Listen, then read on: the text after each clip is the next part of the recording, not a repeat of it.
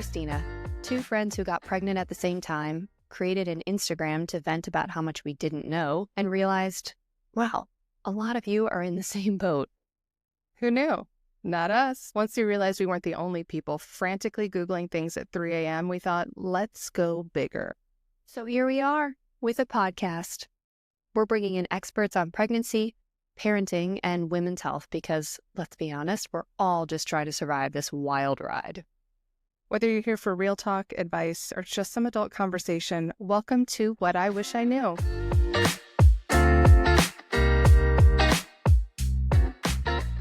Hey everyone, it's Amy, and I'm so excited for this episode. We spoke with Jenny Best, the founder and CEO of Solid Starts, which is a company that offers resources and guidance on introducing solid foods to babies, with a whole team of pediatric feeding experts, doctors, and dietitians. Y'all, they are smart.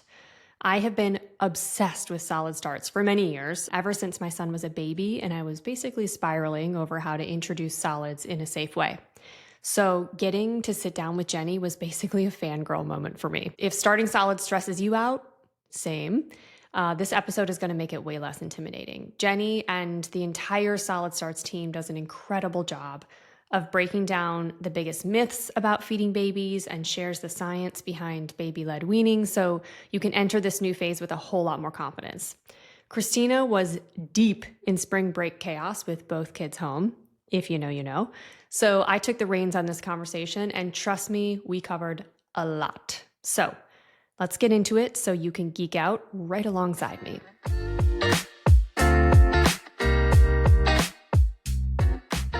Jenny, we're thrilled to have you here. Thank you so much. Thank you. We would love to kick things off. Can you introduce yourself a little bit and give us a little bit of background on Solid Starts for anyone who may not know, who might be living under a rock? Thank you both for having me. So my story is basically when I was a first-time mom, I, didn't know what I was doing. And when it came time to start Solid Food, the doctor sent us home with, I think, a half-page tear-off piece of paper that said like this many tablespoons of rice cereal and like maybe no juice and no honey. And that was it. And, so back then what I did, I went to the store, I bought a jar of Gerber food, was kind of excited and had everything set up and had my high chair and my bib and everything I picked out. And he hated it. And he hated it. And he hated me kind of coming at him with a spoon. He didn't like the watery, like puree texture. It was like causing him to gag a lot. And he was kind of like, honestly, like arching his back to get out of the high chair and crying. And I was so deflated. I had felt like, as a former ballerina, I used to be in the New York City Ballet ages ago. I was so excited about helping him create a positive relationship with food. And I just kind of felt like we failed on day one, and there was nowhere really for me to turn. Even my pediatrician didn't really know much about infant food refusal. They kind of approach it like a nutrition, like, well, let's just make sure they get this many ounces in, this many spoonfuls in. And so, what it devolved into was sort of me kind of pressuring him to eat. No matter what I did, it just didn't seem like he wanted to eat. And the more I pressured him, the more he refused. And down, down, down we went. And we really spiraled down pretty far. And by the time his first birthday rolled around, he wouldn't even touch birthday cake. It didn't matter what you put in front of him, nugget, donut, he had just stopped eating. He had developed a really negative association with eating. And it took a bit of time and some professional help on our end and a lot of research to understand that those little moments of pressure from 6 months even to beyond, they add up and they affect even an infant. And so we start to see these well-intentioned moments of pressure around feeding. And I wanted to create a resource around helping parents learn how to form and how to kind of pave the path for a positive relationship with food, because it turns out we actually really matter in that equation. So when I got pregnant with twins, I was like, well, we're not doing that again, because that was hard. It was beyond hard, right? I didn't want to go through that again. And so I started researching baby-led weaning as an alternative way of starting solids. It made so much sense to me, the idea of like, well, we just start with food and we modify our food and share that food, and baby eats what they want when they want. And it was like mind-blowing to me at the time because I'd never seen anything like that. And so the more research I did, the more I realized there were a lot of myths, but that all actually really draws back to one moment in time when baby food as a commercial invention came on the market 100 or so years ago. And the more I learned, so like the more you know, and you're like, oh my God, there's something really big here. There's something really big here because everything I thought to be true about infant feeding had zero evidence behind it.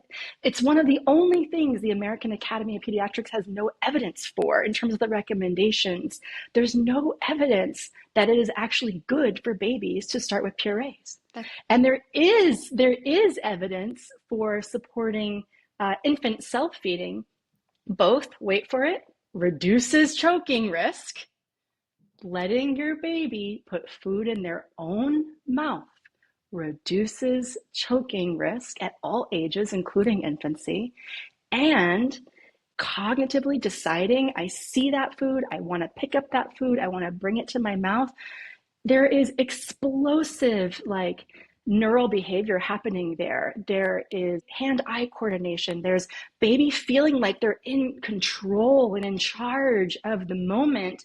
And there is immense happiness when they squish and explore the texture and feeling of food. But oh, by the way, when their hand squishes it, their brain is deciding how hard their gums need to push down when they munch it. So like the more we learn about the physiology of infant chewing and swallowing and eating, the more I realized we were onto something really big here. So I started a platform on Instagram primarily to popularize a real food approach to starting solids, but not only because I wanted to help parents prevent picky eating and establish like a positive relationship at the table and create joy at the table and not be so worried about how much baby was taking in and all of that, but because it just made sense to me. It felt so much easier. I was so much more relaxed. I wasn't counting bites anymore. And it's not new. I think baby-led weaning sort of seen as sort of this new thing, maybe even has a sort of faddish quality to it. But it's actually really, we're going back to how things were done before. It's like the perfect example of like, yeah, you do things without questioning them. And even if they don't feel good to you as a mom, a lot of times we're almost told like, don't question it. Like, oh, you just feel like something's not right, but you don't know why, or you don't know what the alternative is. And in your case, you were like, well, there must be one, so let me find one. And then once you found one, being like, how do I help other parents also understand this? Because it's important. And talking about is important. So that was very interesting for me to hear. No, exactly. And look, here's the thing. You could start solids with purees and raise a beautifully happy eater who's in tune with their body and joyfully coming to the table. How you do that really matters. We're talking about letting baby grab the spoon from you and not putting it in their mouth when they're not interested. We're talking about being a little more attentive to baby's communication and cues so that you're not overfeeding them. Find all the moments of independence that you can give your child to reach for the spoon, to bring it to their own mouth, to, explore it. They're going to flick it around and put it upside down and chew on the wrong end of the spoon. And your job is not to go, oh, no, you're making a mess, or, oh, no, let me wipe that dribble off your face, but to kind of sit back a little bit and let them explore. But, it's all in the how, right? There is a really beautiful kind of magic window, and we go into this in our new book that's out soon. But there is a beautiful window, we call it the magic window, between 6 and 9 months of age, the core being 6 and 8 months of age, where babies will learn to chew more quickly than they will as toddlers. They will be more accepting of a large variety of foods than when they're as toddlers. And, wait for it, their body is more primed to prevent against choking between 6 and 8 months of age, and it is after 12 months. I often meet really afraid parents who have a lot of anxiety around starting solids, primarily around choking.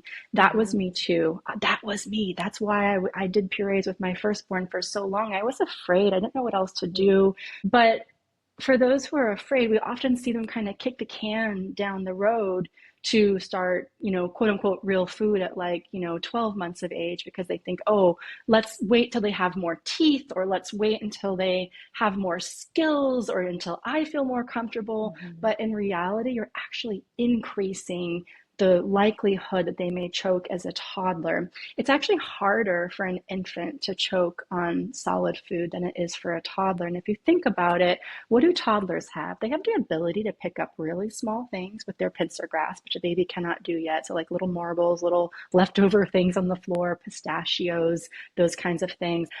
They also have this independence streak, shall we call it, where they're going to put something in their mouth, look at you and go, ha, and run away. And then now you've got a toddler who is mobile with something in their mouth, whether it be food or an object. We want that toddler to be able to know how to move food or objects around in their mouth. Objects are actually more likely to cause choking in this age than food is. So if you're feeling really nervous, I'm going to tear the Band-Aid off a little bit and say the safest time to teach your baby to learn how to chew is between 6 and 8 months of age. It doesn't mean they can't learn or won't ever learn. We sure all did. And a lot of us were raised on purees for a long time.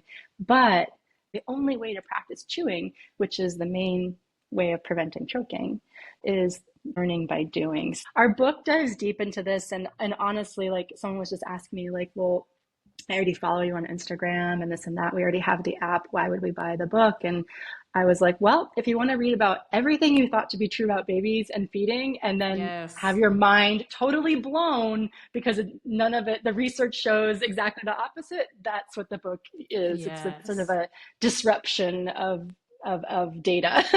And bonus, you can give that book to other people and be like, see, I wasn't making it up. See, look, read there this. you Educate go. yourself. I wish I would have known. Exactly. Right, 100%. Well, that's the whole thing. We ask people who come on the podcast, like, what is something you wish you knew? And with you, it's more, what do I wish I knew the truth about? Or what do I need to unlearn? What did I think I knew that actually was untrue?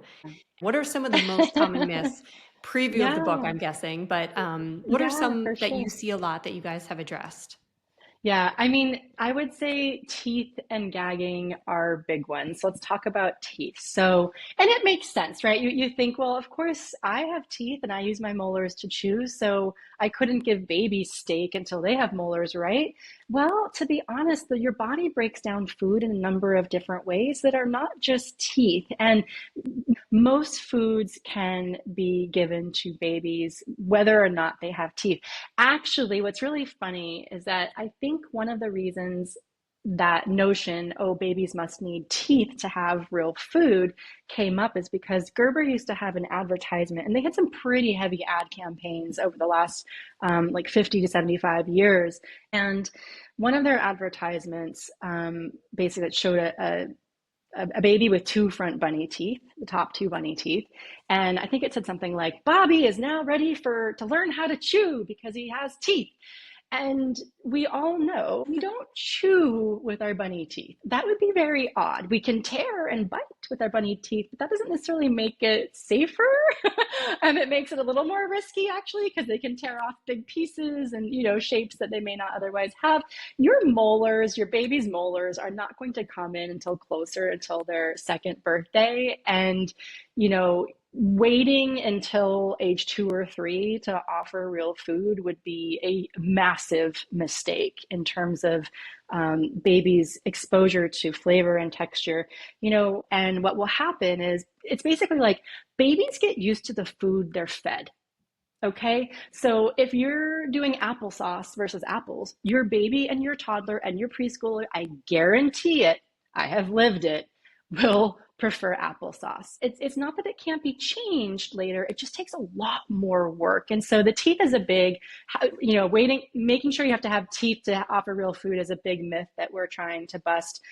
There is zero research, zero evidence, zero physiology, reasons for waiting until age 2 or 3 to offer that kind of chewable food. The other myth that's really pervasive is, and I think it's less of a myth and more of an experience. So let's say you're a new mom, you're like, everyone's talking about baby-led weaning. I don't know what that means, but I think it means giving baby real food. So you start with real food, you've seen a TikTok or something, and you hand over a banana and baby starts retching on it, like gagging, and it looks like choking to a non-medical professional. It looks like choking. And so we'll often get these, reply back to these DMs. My baby choked on a banana. It's always a banana because bananas make your baby gag. They're so sticky. They're so sticky. They're so sticky. They stick to the roof of the mouth. And like everyone thinks it's the perfect first baby food. It's not. It's fine. It's not a bad one, but it will make your baby gag.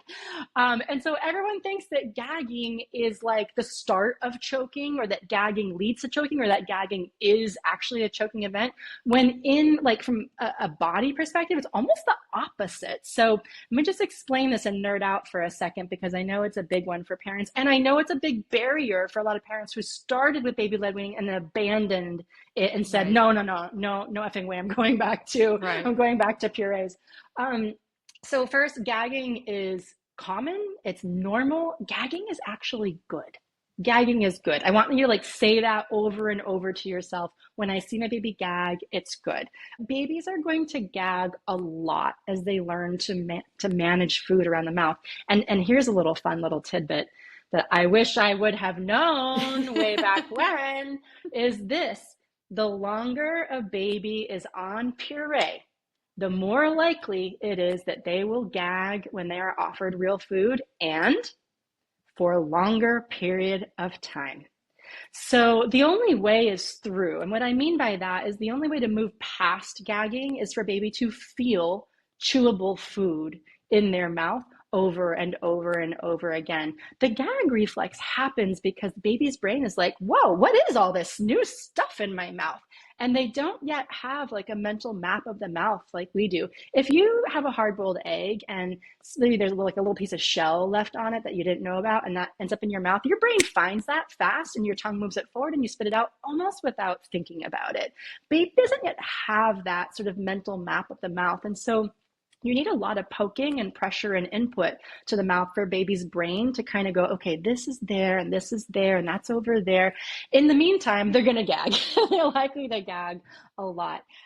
So first, gagging is good. Try to embrace the notion that this is actually just baby's body and brain getting used to the feeling of food on their tongue.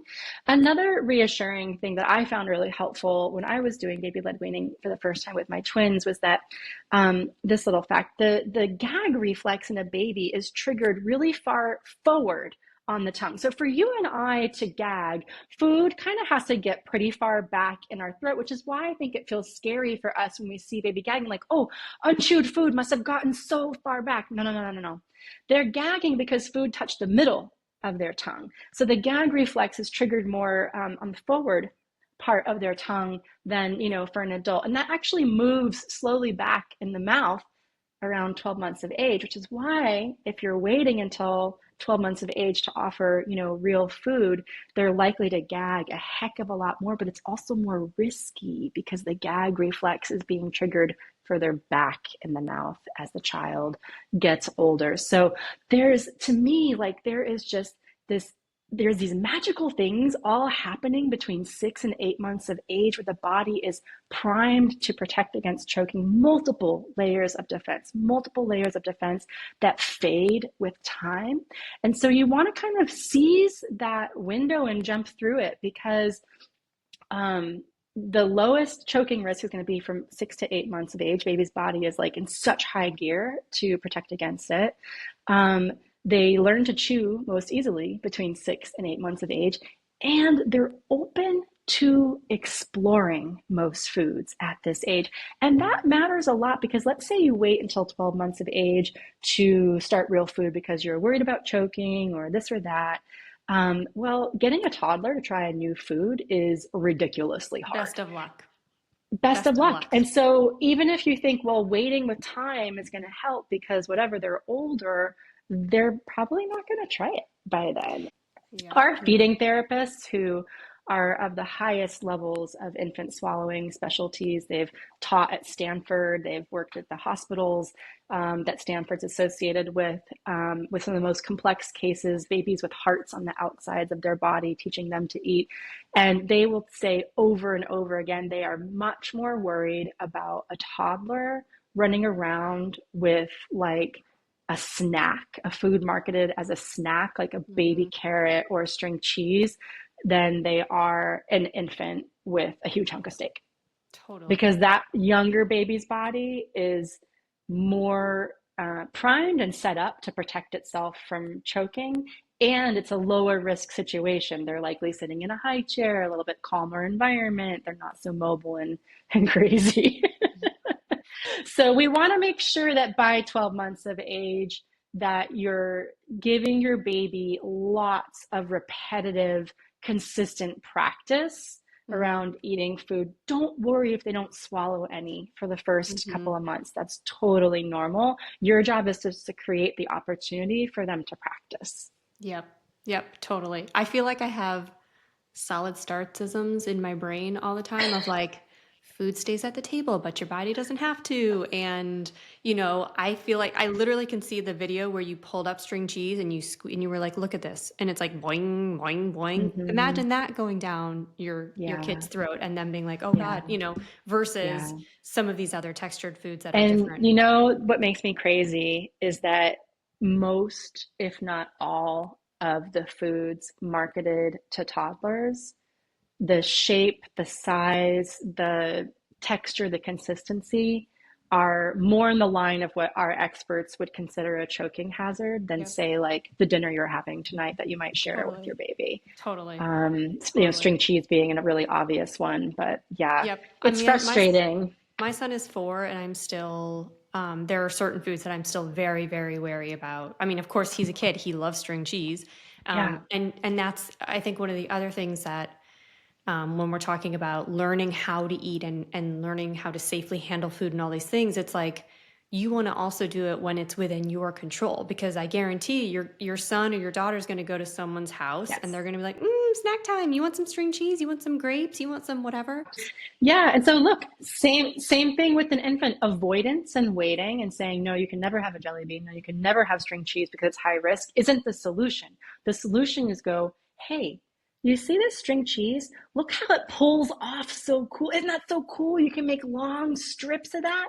Well, we never just take a bite of the whole thing. And if you do, you have to use your big, strong back teeth to chew it. So you can teach your child to be a safe eater. And that is far more likely to save them from a choking event at any age than avoidance and waiting for the perfect age to introduce a certain food. We have 18-month-olds in our Solid Starts community who can more safely eat grapes than 6-year-olds I've seen. And that's because they know that round food like this, you always take a bite from it. And that in and itself almost eradicates the choking risk. And so kids can be coached 12 months, 18 months. You'd be amazed. They learn and they love to learn. Totally. And so if you put your kind of coaching hat on, teach them how to reduce the choking risk by making something not round, by taking a small bite, by chewing with their big, strong back teeth, they get it and they will do it. It's remarkable. I love that you brought that up because it's a real thing, that avoidance of like, I know that food is dangerous, so therefore my child will never have grapes. I'm going to quarter them until they're in college. I used to see that on TikTok. I'm going to quarter grapes until they're in college. Well, I hate to break it to you, you're increasing the risk because they're going to get offered a whole grape and they will have no idea what to do with it in their mouth. Or the other part of like the size, when we're talking about the size of food and how to introduce it safely, et cetera, one of the other parts is, one of the myths is that smaller is safer. And that's a myth because in many cases, because for a number of reasons, which you will talk about more eloquently than me, a larger piece of food is safer, is more interesting, can have your kid more engaged. Like there's all these things. It's like, my sister got married last month and my best friend has a now at the time she was had just turned 1, and she is an avid Solid Starts follower, thanks to me. And her baby's like the most voracious eater. It's incredible to watch. But I have a picture from the wedding of her daughter August sitting in her lap, holding a drumstick, a huge drumstick, and just going to town. And I mean, she ate better than my toddler did, and my toddler is happening to go through, a picky eating period. But it was just funny because it's like watching this 1-year-old just like go ham on a chicken leg was like, we've done something right here. Yeah, for sure. Well, let's talk about that though, because I think, if you're really nervous about choking, you might be, buying books or apps or whatever to see exactly how to cut it. And a lot of baby food books, because they're marketed to be beautiful, show these perfect little cube pieces of food, like little bite-sized pieces of food. And it's true, smaller food is actually not safer. That's not the quality that makes it safer. And in some ways is the large piece of food is safer because baby can pick it up and put it in their own mouth. If you put tiny pieces of cut food in front of your baby, 6-month-old starting solids, they don't have the manual dexterity in their hand to pick it up. And so you would have to pick it up and put it in their mouth, which is one of the reasons why it increases the risk. But a blueberry is more of a choking risk, than a large grape. And that's because the large grape is there's no way you could swallow that whole. Like your body is going to say, I have to chew this. I'm going to have to move it over to the side to munch it down. Whereas like if you're popping blueberries in really quickly, or even like toddlers do, like by the handful, one is more likely to kind of slip down the back while they're not, coordinating it. Choking in its essence is a miscoordination of the brain. It actually has less to do about the exact shape and size of food, though there are certain qualities that make it more likely, for food to get stuck in baby's airway. You have a food tube and you have an air tube, right? So there's two different things. But there's this beautiful thing that happens when you're swallowing. Your brain tells the body to cover the airway during the swallow, so food bypasses it and slips down the food tube. So when choking happens, there's something that sort of misfired in the brain for it not to cover the airway, which is like an automatic thing. You don't have to think about it. It happens every single time you swallow, whether it's saliva or whatever, or it only partially covers it, and that food is able to slip and bypass that cover and get into the airway. Well, the airway, your baby's airway, is about the diameter and size of a drinking straw. Okay, just imagine that. So for a true choking event to happen, and choking is really rare, guys. That's another myth, actually, that we need to start talking about. Choking is uncommon. And that's because the body is designed to prevent it and to protect against it. Multiple layers of defense around that. But we've got this drinking straw-sized air tube in a 6-month-old. We've got a flap of tissue that comes down to cover that airway when baby is chewing and swallowing so that nothing gets in it. But for that to not happen, it has to be like baby's laughing or coughing or sneezing or running around or crawling. Like something else has to basically happen for the brain to make that mistake and not protect the airway. But for a true choking event, that piece of food has to be small enough to fit in the airway. So we often hear, oh my gosh, baby just took a huge bite. They're going to choke. No. You could take an enormous bite of steak and swallow it, and it could even get stuck in your food tube and you would still be able to breathe. That's not choking. Mm-hmm. That's an esophagus obstruction. You should go to the ER if it happens. Yeah. But you would be able to walk yourself there. It's uncomfortable. Right. And actually, most adults have experienced that. That is food going too slowly down your esophagus. But your esophagus is elastic. And like a muscle, it will kind of contract and push and contract and push and work the food down to your tummy. Whereas the air tube is rigid. And so that's why things like whole peanuts, pistachios, those like Skittles type candy, popcorn are more likely to be able to fit into the air tube and get stuck there. That's a true choking event. So it is really, really rare. And like I said, your baby's body is designed to protect against it. So you're right. Smaller sizes of food does not make it safer because they cannot pick it up themselves to self-feed, and self-feeding in and of itself reduces the risk. It makes sense, right? When your baby cognitively looks at a piece of food, it cognitively decides, I'm going to pick up that piece of food. I see that food. I'm going to bring it to my mouth and then take a bite. You've already reduced the risk of choking. By deciding to eat, the brain is more ready to eat. In fact, the saliva is even gearing up to break down that food with more acidic saliva. The fact that babies putting it in their own mouth at their own time when they feel ready to take a bite, and then biting into it cues up a number of reflexes that prompt chewing. And so I know it sounds counterintuitive because the last 100 years we have seen commercial baby food as the necessity, but you have to believe that there is years of science and evidence to support that self-feeding reduces the risk of choking, and that is particularly true with infants. We've just been sort of told over and over and over again that baby food is a necessity when in fact it's really kind of just kicking the can down the road.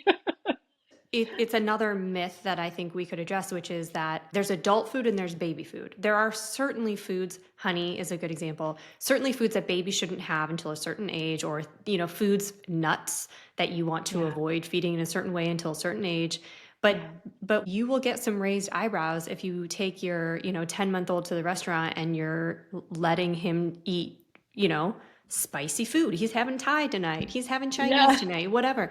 They can't like a food they were never given, like if you don't give them a food, they'll never eat it. And that myth that babies can't handle spicy food or big flavors. And look, if you give your baby something with cayenne pepper on it, they're gonna cry the first time. Because that's not a sensation that they're used to. And there's ways you can go about it that don't surprise the baby so much. So you can also introduce spice on sweet foods like mango and yogurt, or dairy things that kind of cut the spice. But yes, it is a myth that babies can't have big flavors, but there's kind of a fun little unraveling fact there for why we believe that.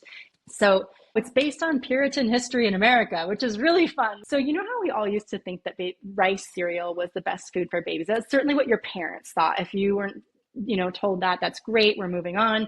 But cereal became a thing in the United States as sort of an outgrowth of puritanical values. It was meant to cleanse the soul, to cleanse your body. And so granola, as it was called back then, launched this whole kind of century of a cereal obsession in the United States. But if you look back at the marketing in the 1800s and the early 1900s, there were these health sanitariums, and they would only feed you cereal, and that was to cleanse your body of impure thoughts and all sorts of things. And that is the birth of cereal in the United States. Well, the messaging and all of that was that it was designed for older people and infants because they were too sensitive to have anything that might make their bodies impure. And so cereal itself has this really kind of dark and winding story behind it that's fascinating.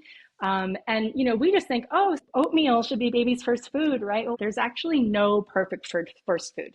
Okay, there is no one perfect first food. There is no order of foods that you need to give to your baby. There is no order or stages of thickness in which it makes it easier for them to learn to chew.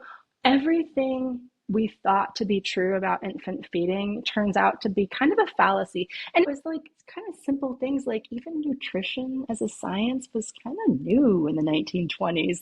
We've come a long way in regards to food and nutrition and feeding and infant swallowing and biology and physiology in the last century, leaps forward. And so we just know a hell of a lot more now than we did 100 years ago. Here's a scary fact for you. It takes in the United States, at least, it takes an average of 17 years for medical changes. So let's say there's a brand new research in peanut, and it now says to introduce peanut, before age 1 versus age 3, like it used to be. It takes an average of 17 years for that information to trickle down to the frontline medical professionals. And you want to know what? There was a moment where I was really furious that I felt like pediatricians were really behind the curve, and the data is there. The evidence is there. It's not like it's not there. It's there. But if you look at the scope, at least in the United States, of a pediatrician's job, like, oh my God, it's like from 0 to like what, 18? Yeah. Like, and so I think that in some ways they're set up to fail when it comes to this particular age, maybe like 6 to 12 months of age, or even 6 to 18 months of age, because there's all these problems that come up with feeding, but they're not equipped to necessarily guide you on how to prevent them or what to do. And so I think at this point, I'm accepting that parents today are going to learn probably from social media and apps and other more user-friendly ways, and the doctors are going to be there more for like when there's a really big problem. So it's really a function of like, it's hard to be a doctor right now. It kind of sucks, and there's a lot of problems with the system, and they're not serving either the baby or the parent well, but also they're not really serving the doctor well either. So it makes sense that like things like solid starts are being looked to and popping up because parents are in want of other solutions. They're desperate. They're desperate for information. Yeah. Like we were talking a little bit about this earlier, which is, how things used to be, or like how we, our parents were raised on rice cereal, et cetera, et cetera. I have extremely vivid memories. I myself was a very, very, very picky eater for a long time. I was on protein shakes to gain weight. Like I was severely underweight for many, many years.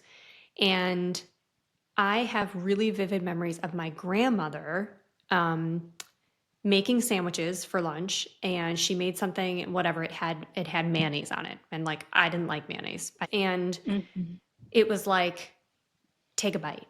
I don't want it. Take a bite. Take a bite. There's no food for the next 6 hours. Take a bite. Eat this. Take a bite. Yeah. The point I'm trying to make is the pressure to eat that parents put on their kids these days. Let's talk about that, because I will also add, I have, like I mentioned, a 4-year-old, and I understand the feeling to want to be like, have 2 more bites and then you can have this, or you can't do this until you do this. I get it. Like it almost feels natural sometimes to be like, 2 more bites and then you can have this. And the research shows that pressuring a kid to eat in almost every scenario is not going to do what you think it will. Talk to me about that. Yeah. This is my sweet spot. This is why I created Solid Starts, because I lived that. I lived that feeling as a parent, as possibly your grandmother felt, of like, she's not gaining enough weight. You've got to get her to eat. And if she just takes a bite, she'll know she likes it, and then she'll eat more. And there's like a rationale that's very normal and natural. And I just want to say, for all the parents who are listening who are feeling that right now, like, I'm going to cry because I feel it. I felt it so deeply, and it is well-intentioned, and I see you for that. It is well-intentioned. I truly believe that every parent is trying to do the very best for their child they can do. But when you start to see your child wither away or lose weight, it gets really intense, and really, you start to think, well, I have to get them to do it this way, whether that's tricking them to open their mouth, or force feeding them. In some countries is very common, to bribing them. If you do this, then you can do this. If you eat that, you can watch TV. If you don't eat that, you can't watch TV. If you eat this, you can have dessert. Like, we have so many different ways we pressure our children at the table, and it starts at the bottle. What I will say is that you are correct. The research, the evidence, lived experience, the 50 years of combined clinical experience on my team will show you, what demonstrates is that the more you pressure a child to eat, the less they eat. If you want your child to eat more, you have to back off. You have to strip away all hints of pressure and make it fun again. And we have some awesome picky eating resources on our website, and including a course that really will help if people are stuck there. But, kids want to do things themselves. Humans do, generally, right? And the more we're kind of pressured into doing something, whether it's making a decision about a job or eating something, the less likely we want to do it. We want to do it ourselves. And so the challenge is, particularly with toddlers, because most of them go through this phase where they are more resistant to trying new things, or even foods they used to like as a baby, is how do I make this so irresistibly fun don't even think about irresistibly tasty. I think people often resort to recipes and cookbooks to try to solve picky eating or, things like that. When in actuality, we need to put our like preschool science teacher cap on and like a cape and try to make it like an activity. And so I'll give you an example. My son was really resistant to trying beans. And I thought that would be a great gateway food for him to some iron and protein because he wouldn't eat meat at the time. So instead of focusing on him at the table, one night I got 3 kids at the table, twins and my older son. And I just started narrating out loud, oh, oh, oh, look how many beans I can catch on my fork. 1, 2, oh, I'm going for 10. I got 12. I have 12 beans on my fork. And I start running around the living room with the fork in the air, victory dance. And I obviously sat back down to eat it calmly so I didn't choke. But my twins went crazy. And so they started going 1, 2, 3, 4. How many beans can they catch on their fork? And then lo and behold, he put a bean on his fork and then another one and then another one. And now it's one of his favorite foods. Nothing I could have said intellectually to him would have gotten him to try beans. Absolutely nothing. He had to choose to do it himself. And so when I did that activity, I wasn't saying, hey, Charlie, let's catch beans on our fork. I was focusing on myself. How many can I catch? 1, 2, I'm modeling it, right? Very dramatically. I'm having so much fun. And so you kind of have to fake it until you make it. I was obviously very nervous that he wouldn't eat that night or that he wouldn't eat any protein. But my cajoling him to eat or pressuring him to eat or even encouraging or bribing, it might get you a bite more that night. Yeah. It might. It's not going to get you 2 bites more tomorrow. It'll get you 2 bites less tomorrow because then you've set yourself up in dynamic where the kid knows, well, if I hold back, I'm going to get something special.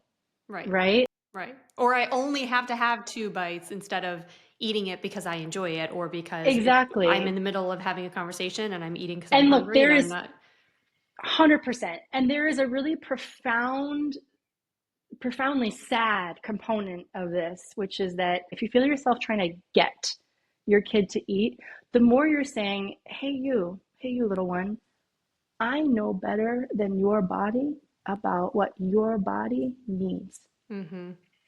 And you should eat that to please me. Mm-hmm. Fast forward that 10 years. And now we're talking about like eating disorders and not eating for your own satiety and enjoyment, but for someone else's pleasure. So this stuff starts early and it can feel really overwhelming. Like, oh my God, I don't want to raise a child with an eating disorder. I don't want to raise, all this stuff. But I'll leave you with this. If you focus on joy at the table, make that your number one priority to make eating fun at a 1-year-old level, at a 2-year-old level. If you make food fun, you have a better shot at raising a child who not only wants to come to the table, but who will enjoy it and carry that tradition on to their children. Yep. First of all, I can testify that it definitely works. I got my son to eat peas by doing the opposite of what you did. I was like, I can just get 1 on my fork. Look, I just got 1. And I was eating them 1 by 1. And he was like, I can do that. I'm like, oh, can you? Show me. So, it totally works the other way too. But the other part of like the joy of eating, and one of the things that I love about Salad Starts is the emphasis on respecting your kid. Even when the baby is tiny, you're still respecting what their body is saying to them and helping them listen to what their body's saying. And also it's treating them like a member of the family. Cooking, first of all, I'm lazy and I hate cooking. So I never wanted to cook separate meals for my kids, and I knew that going in. And more meals to make. Right. Bonus, I can just cook 1 meal and the kid is going to eat it because they are part of the family. And we sit down to dinner and it's a gathering, it's a community that we've created with this family. We eat, we talk about our days. It is actually so much more, it's so much simpler to go this route than it is to go, this route of separate specialized prepared meals or worrying about X, Y, and Z. It Yeah. really is a beautiful thing. And if you're letting baby feed themselves, you can eat yourself Right. and Oh take my care God. of your own body. That's the other thing. Miller, my son, we would go to restaurants and he would house food. Even when he was little and he wasn't actually, like you were saying, like getting that much of it, he would sit there for 30 minutes and like smash blueberries, and it really is amazing. I knew going to restaurants would be easier with him because number one, I knew there would be stuff he would eat, but number two, he would sit and eat. So I could sit and eat. And Yes. it's just a Yes. beautiful Game thing. changing. Yeah, I totally. used to tell parents, like particularly those of multiples, like twins and triplets, that if you want 10 minutes of peace to yourself, hand your baby a corn on the cob. It's Oh my like God. it takes them like 20 minutes and they love it and they're silent the whole time and it's totally low risk. It's fantastic. It's fantastic. And also the way a kid eats corn on the cob tells you a lot about them because my son held it like a straight up typewriter and went "Gah, gah, gah, gah, gah, gah, gah, gah, gah, ding, gah, gah, gah, gah, gah, gah, gah, ding," and ate the whole. I have a video of it. It's hysterical. He was all about that. The other topic I just wanted to quickly touch on, you mentioned it earlier, around the joy of eating is mess. Yeah. Because I saw a video, of course, on Instagram that was like, if we ate the way that we fed our kids, and it's like a woman sitting there, and she tries to take a bite, and someone like wipes her face, and she's like, "Oh, okay," and then Yeah. she tries to take another bite, and they wipe her face, and she's like, "I'm trying to eat here." So that was hard. That was hard for my husband and I because we are both very clean humans, knowing that each meal was like an ordeal to like, you gotta give a bath, you gotta change. And you actually gave some good tips Yeah. of like what to put them in or what not to put them in, letting them get messy, because that's Hmm. also a negative association of someone always poking their face, wiping your face or Yeah. telling you it's bad Yeah. to be interacting with your food. Don't play with your food. So I have a story to tell with you, and then I'll talk about that from a science perspective. But one of our most powerful posts, I think, ever in Solid Starts was a picture of my son, which I've now deleted, but afraid to touch a donut because it was sticky. And this is the first child I spoon fed and didn't let him touch the spoon. And actually, there's videos of me holding his hand back and kind of almost like swatting it away. I hate to say it. So I didn't want him flinging the puree on the wall. Yeah. And I was like, I'm not going to be that mom with crushed Cheerios in my couch. Like, I am going to be the cool mom with the pretty house and the clean house. And that was such a strong thing in me that led me to, honestly, in hindsight, hyper control his feeding experience, because there's no way an infant can eat cleanly. There are clean foods, and if you're like, you have texture aversions yourself, or you're like, literally cannot deal with the mess, I got a list of foods for you on our website. But and it's like corn on the cob, right? Like, it's Yeah. hard to make corn on the cob messy. Like, you might have to pick some kernels up off the floor, but it's not like yogurt in the hair, like, it's manageable. And so, and actually, fun fact, now that we're talking about it, the foods that are the lowest risk for choking and the highest reward for advancing oral motor skills like chewing are the cleanest. Mm-hmm. We call them food Like, teethers at Solid Starts. So, mm-hmm. like a mango pit, it's slimy and messy, but it's not going to be like rice, 1,000 pieces of rice on the floor. A mango pit, pineapple core, chicken drumstick, meat on the bone, corn on the cob, things that are like unbreakable pieces of food that are going to act like a food teether. Those are great if you're scared to start baby-led weaning. They're great for advancing chewing and jaw strength as well. A lot of repetitive munching without being able to break something off, and are the least messy. So boom, boom, boom. That's a triple win. Totally. The mess. Okay, so look, babies are messy, and it's one of the ways they learn to explore the consistencies of food is by squishing it, poking it, splatting it, throwing it, dropping it. Oh, gravity. Like, there's so much exploration happening, and it's all a way of learning. And if you were to be like, here are a pair of scissors, kindergartner. Oh, no, you have to cut this way. No, let me take it from you. No, you're just doing it all wrong. Let me do it for you. It's the same thing with eating. If you're like, no, I got the spoon. I'll do it. Let me just do it for you. You're telling your child over and over again that you can do it better than they can. What that yields, and what that will yield over time, is a baby who eats like a bird, who doesn't use their hands anymore, and they just lean in and open their mouth. And then you'll have a toddler who just leans in and open their mouth or demands that you feed them. So I think One, you're gonna have to deal with mess. Like people, it's gonna get messy. It's gonna get messy now, and it's also gonna get messy later. Like there is actually no way to completely go around it, because toddlers are, and I think almost even more messy, because they're intentionally messy, Right. and they'll like intentionally chuck something across It's the room. emotionally messy too. Exactly. Or like, or they have the manual dexterity to pick up a cup and like dump it upside down, you know, that kind of thing. But look, there's no way but through. You can't teach a young baby to just like immediately use a spoon or a fork. That's like years off, actually. 18-month-olds can kind of get like, okay, I poke the fork and I scoop the spoon, but even their first few tries, like they're gonna over scoop and it's gonna fling across the yogurt, gonna fling across the room. Like there's no perfectly clean way. So we have a number of tips on our website in our app to how to minimize the mess. If you download the Solid Starts app, it's free to download. And then the whole database in it is free. The whole food database in it is free. There are a number of tips for how to minimize the mess, from like, I used to put my twins in footed pajamas with snaps and then a bib and smock over that. So it's basically just like stripping them off those clothes. Layers. And then those went into the wash, right? But you know, there's also the naked approach. Just like put a naked baby there and then put them in the bath after. You can also do that. People put shower caps, get a dog. The dog would have helped for sure. Yeah, so it is one of those unfortunate things that you're just going to have to go through. There is no way around it. And honestly, guys, like I've seen parents try to teach the perfect eater to eat perfectly with no mess. That kid's not a happy eater.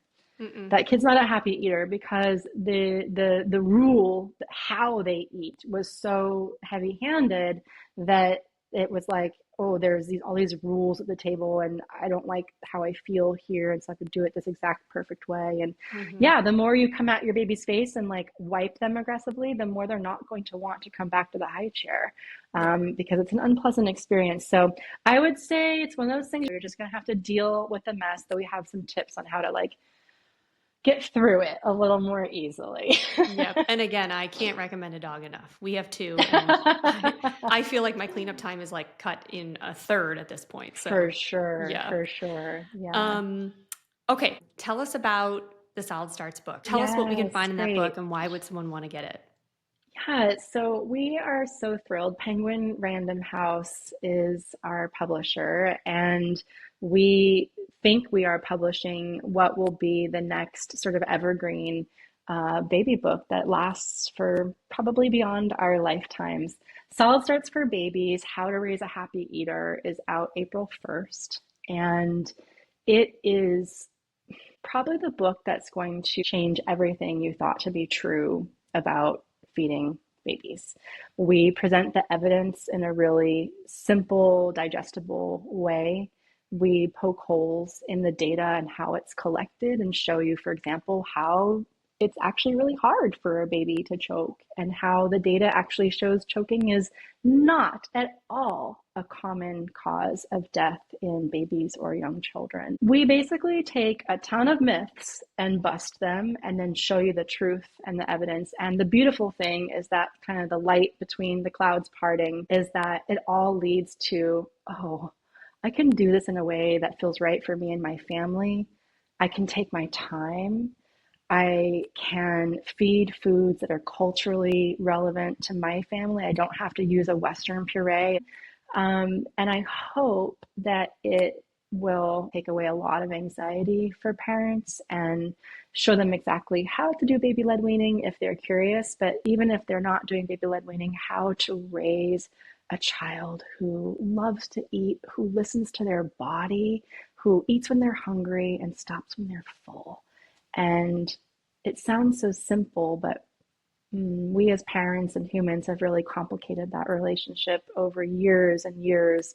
And so I like to think of it as a book that kind of peels back a lot of onion layers down to something that is actually really quite pure and simple. Your baby was born to eat. They're born to learn how to do this, and they will if you trust them and give them a little space to do it.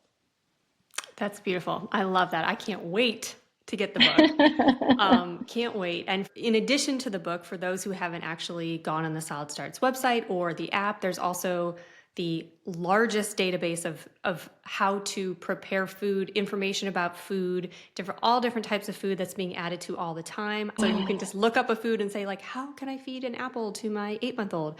How can I feed pineapple? Whatever the food is. So highly recommend checking that out because it's very helpful. There's also guides, everything from picky eating to introducing allergens, which I feel like we could have a whole nother conversation about. Yes. So again, the Solid Starts website and app, in addition to the new book, I think are just an incredible resource that's already out there.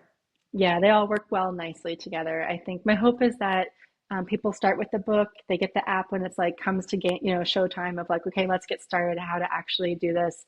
And if for some reason things don't turn out the way you want to, and you've got a really picky toddler or a really feisty toddler on your hands, we've got you covered.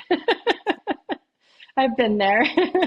Soon we'll be starting solids with Marie, my daughter. So I'm going to be all up in the Solid Starts grill again very soon. I can't wait. Thank you so much for your time, Jenny. I learned a lot, more than I even thought I could at this point after following you guys for so many years. And I love the work you do. I think it's really important. I think it's foundational to a happy kid and a happy, healthy kid. So just know that your work means a lot to a lot of people. Thank you. Thank you so much. It was a real pleasure. Yes, thank you so much.